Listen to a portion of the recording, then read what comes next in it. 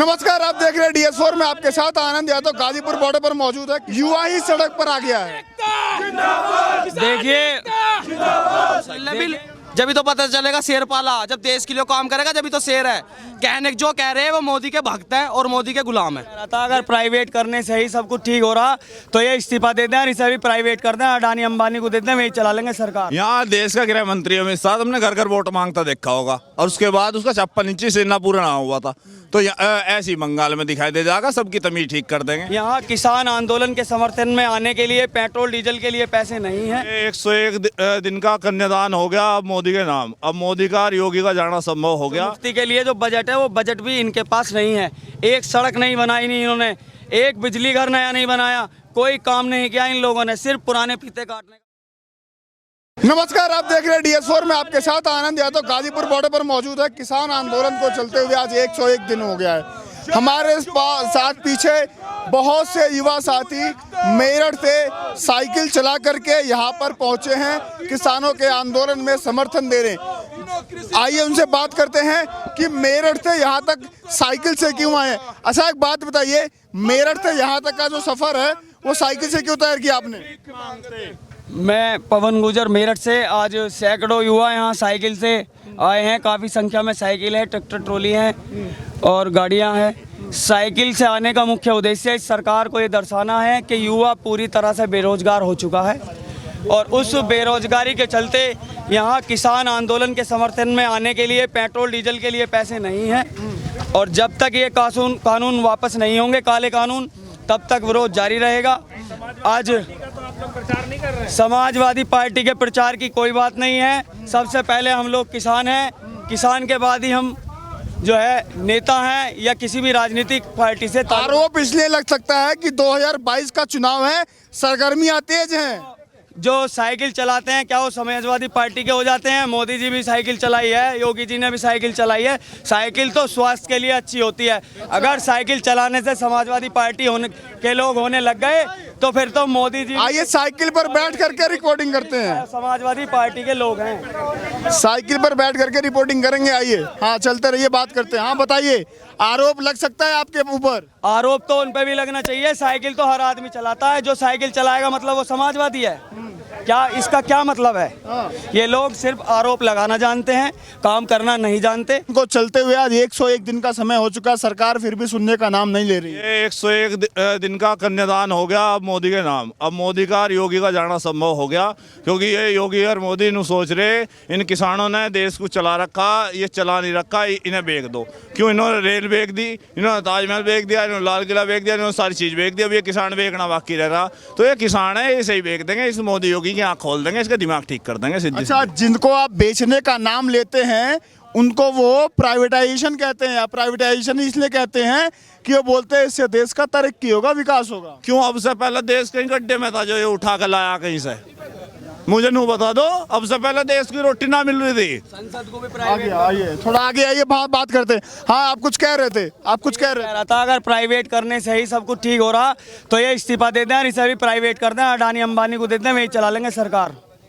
अडानी अंबानी पर ही आरोप क्यों लगता है? जिसके मुंह से सुनो चीजें उनको बेच रहे हैं तो आरोप किस पे लगेगा? अगर सारी चीजें टाटा अडानी अंबानी को बेचेंगे, पूरा देश गड्ढे में जा रहा, बजट गड्ढे में जा रहे हैं और उनकी संपत्ति दिन प्रतिदिन वृद्धि कर रही है। क्या ये सोचने की बात नहीं है? साइकिल चलाने की आप अभी बात कर रहे थे, रामदेव जी भी कह रहे हैं साइकिल चलाओ, तो क्या रामदेव जी भी समाजवादी पार्टी को समर्थन कर रहे हैं? अच्छा, एक बात और बता दूं, अगर आप थोड़ा आगे होइए। आप एक बात बताइए, साइकिल चला के आए हैं, ये भी बोल रहे हैं लोग कि देशभक्ति के लिए थोड़ा पेट्रोल का दाम सह लीजिए महंगा। वो लोग बोल रहे हैं जो कभी पेट्रोल खरीदते ही नहीं हैं।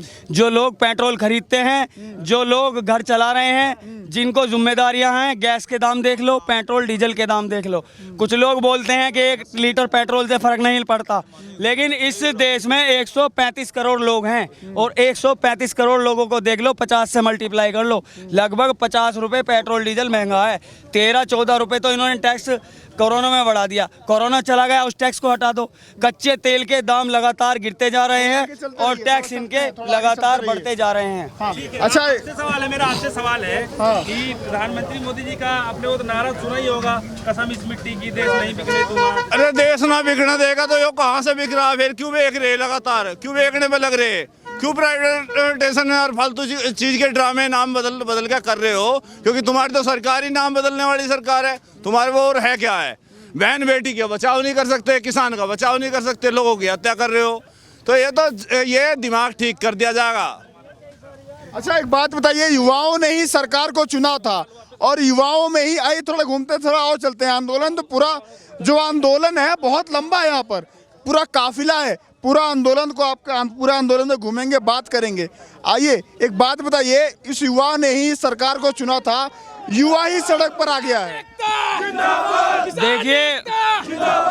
देखिए युवाओं ने इस सरकार को चुना था तो युवा ही इस सरकार को अब भगा देंगे।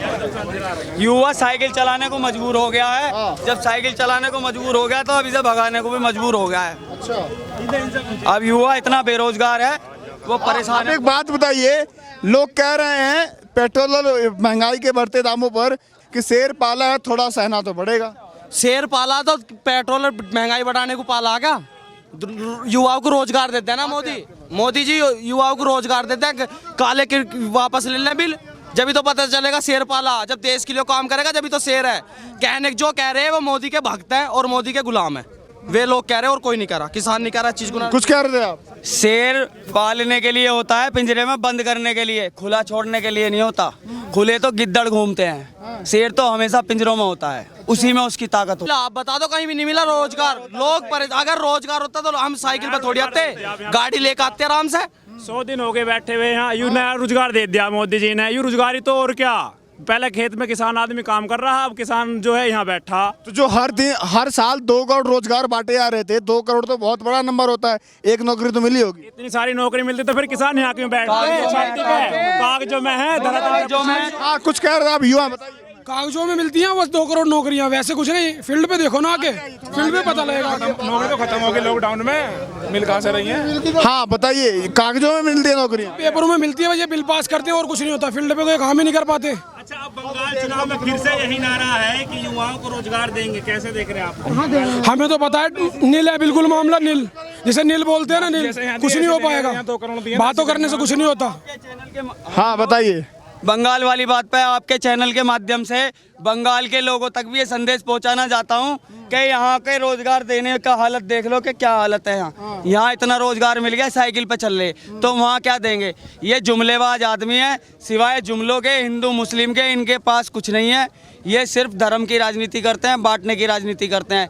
ये अंग्रेजों से भी बड़े हैं। अच्छा, योगी आदित्यनाथ ये कह रहे हैं कि अगर एक बार सत्ता अगर वहाँ पे आ जाती है उनकी, तो अगले दिन ही जो है वहाँ पे जितने भी गैंगस्टर टाइप के जो लोग हैं वो पानी मांगते नजर। आप देख रहे हो सारी चीजें आंकड़ों में है।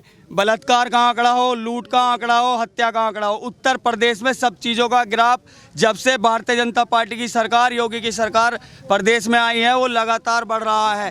कहाँ है? अगर सारे गैंगस्टर मार दिए तो ये लूट कौन कर रहा है, बलात्कार कौन कर रहा है, हत्याएं कौन कर रहा है? बताएं योगी जी। कैसी बात कर रहे हैं आप? उत्तर प्रदेश के लॉ एंड ऑर्डर का एग्जाम्पल योगी जी बंगाल में दे रहे हैं। देखिए बंगाल में जाकर भी जुमला वो कह रहे हैं उधर से, बंगाल में जाकर भी पूरा जो योगी जी वहाँ भी जुमला बांटने का काम कर रहे हैं। यहाँ की हालत देख लो। उत्तर प्रदेश हत्या का, बलात्कार का प्रदेश बन चुका है पूरी तरह से। आए दिन घटनाएं, कहीं किसी का मर्डर हो जाता है, कहीं लूट हो जाती है, कहीं छोटी छोटी बच्चाएं, हाथरस का कांड किसी से छुपा नहीं है। अभी कुछ दिन पहले अलीगढ़ में एक लड़की जिसने किसी के खिलाफ मुकदमा दर्ज करा रखा था, उसने उसके पिताजी का मर्डर कर दिया। हाथरस का है वो, हाथरस की घटना है। तो ये कैसा, मतलब आप कैसे इसको कानून व्यवस्था बता सकते हैं? ये सरकार कानून व्यवस्था के नाम पे बनी थी और कानून व्यवस्था पूरी तरह से ध्वस्त है। अच्छा एक बात बताइए, आपने बोला कि उनकी सरकार नहीं आएगी या उनको वोट नहीं मिलेगा, लेकिन उत्तर प्रदेश के जो मुख्यमंत्री जी हैं, योगी जी, वो जाकर के बोलते हैं किसी प्रेस कॉन्फ्रेंस में कि 22 में जब चुनाव होगा तो 350 सीट जीत करके बीजेपी दोबारा सत्ता में आएगी। सपने देखना बुरी बात नहीं है, सपने हर कोई देखता है, ये सिर्फ और सिर्फ उनके सपने हैं, जनता के लिए कोई काम नहीं किया। इनका गड्ढा मुक्त सड़कों का बजट का अभियान प्रदेश सरकार का जोरों शोरों पे है। और अगर आप लोग जानकारी करेंगे तो नगर निगम हो चाहे नगर पंचायत हो, गड्ढा जो मुक्ति के लिए जो बजट है वो बजट भी इनके पास नहीं है। एक सड़क नहीं बनाई नहीं इन्होंने, एक बिजली घर नया नहीं बनाया, कोई काम नहीं किया इन लोगों ने, सिर्फ पुराने फीते काटने का काम। राम मंदिर तो बन गया ना? राम मंदिर भारतीय जनता पार्टी ने बनाया है क्या? ये राम मंदिर तो सबकी आस्था है, हमारी भी आस्था है, सबकी आस्था है। अभी पंजाब में जो हुआ है, आपसे सर सवाल है मेरा, अभी जो पंजाब में हुआ है, पंजाब में जो चुनाव जो हुआ है उसके बाद दिल्ली में देखने को मिला है, जिस हालात देखने को, जो जैसे हालात देखने को मिले, क्या लगता है बंगाल में कुछ ऐसा होने वाला है? सुन लो, कान खोल गए, तुम भी दिल्ली के रहने वाले और मैं भी दिल्ली की भूमि में खड़ा। यहाँ देश का गृह मंत्री अमित शाह हमने घर घर वोट मांगता देखा होगा, और उसके बाद उसका 56 इंची सेना पूरा ना हुआ था। तो ऐसे ही बंगाल में दिखाई दे जाएगा, सबकी तमीज ठीक कर देंगे। किसान है जाग चुके, आँख खोल ली इन्होंने, अब आँख खोल कर ही दिखा के देंगे इसकी। तो क्या लगता है रोजगार की और कृषि कानूनों की दोनों की लड़ाई साथ छिड़ने वाली है क्या? क्योंकि यहाँ पर किसान तो बैठे हैं, युवा भी सड़क पर आ गए हैं साइकिल लेकर के। पूरे देश के लोग सड़कों पर है कि जिस तरीके से महिलाओं के साथ अपमान किया जा रहा है, उनके साथ रेप किया जा रहा है और रेपिस्ट को बचाया जा रहा है, आज भी महिलाएं अपने सुरक्षा के लिए लड़ रही है। आज भी युवा रोजगार के लिए सड़कों पे है। आपने देखा होगा जब देश के प्रधानमंत्री अपना जन्मदिन केक काट रहे थे तो देश के युवा ने उनका तमाचा मार रहे थे और कह रहे थे कि मोदी जी रोजगार दे, मोदी जी थोड़ा सा इंतजार कीजिए। देश का एक एक युवा, नौजवान, किसान, मजदूर सड़कों पर आ जाएगा और ये गूंगी बहरी सरकार को उखाड़ फेंकने का काम करेगा। इसलिए करेगा क्योंकि आप बताइए, कंपनी लाइफबॉय साबुन जब बनाती है, कोई साबुन बनाती है तो उसका कीमत तय हो जाता है, लेकिन किसान 4 महीने तक खेतों में उसको जोतता है, बीज डालता है, पानी डालता है, लेकिन उनका मूल्य एमएसपी नहीं मिलती, एमएसपी नहीं मिलती। उसी एमएसपी की और कृषि कानूनों को वापस करने की लड़ाई है। साथ में युवा भी आ चुके हैं यहाँ पर मेरठ से चल करके, और उनका मांग है रोजगार भी चाहिए। किसानों का मुद्दा तो चल ही रहा था, साथ में रोजगार का भी चाहिए। ट्विटर पर भी ट्रेंड करता है हैशटैग मोदी रोजगार, तो दिल्ली में भी एसएससी के छात्रों का भी चल रहा था। सारी खबरें हैं, सारी यहाँ पर आंदोलन चल रहा है, सभी लोग रोड पर आ रहे हैं। जो भी जानकारी होगी आपको देते रहेंगे। अभी के लिए नमस्कार।